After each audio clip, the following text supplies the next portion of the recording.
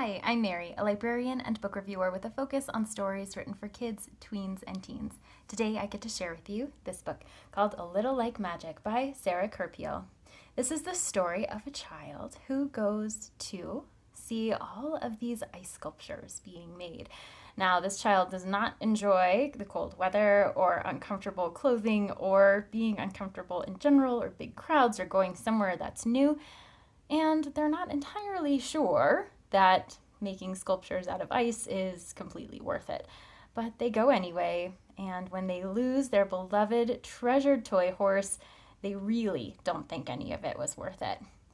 But when they return again to see the sculptures at night, everything shifts a little bit for the child, and they start to realize that even though these are temporary structures, they have a resonance that will stay with them forever.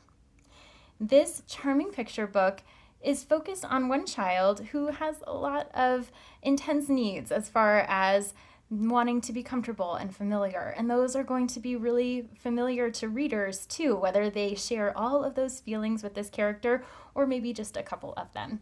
Also, the character is in a wheelchair the whole time, but that's not something that is a focus of the story. It's primarily just a feature of the illustrations and something that readers may recognize from their own experience.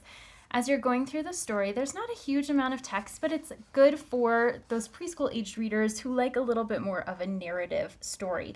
There is some repetition in the design, and there's a good shift for that character development as there is a really strong foundation of discomfort at the beginning, and then a way to find a little bit more joy and understanding as the story goes along. For readers who are unfamiliar with ice sculptures, this is a good introduction and possibly a way to encourage them to investigate further in their own communities. And at the foundation of the story, it's just about a child, the things that make them feel comfortable in the world, and how they can find comfort in things that maybe are initially unfamiliar to them. You have positive family relationships and dynamics in the story, and stepping outside of one's comfort zone in order to experience a little bit more of the world.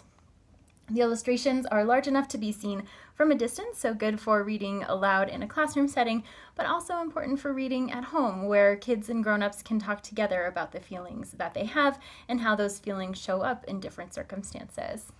If this book sounds like a great fit for you or for someone you know, I hope you look for it wherever you get your books.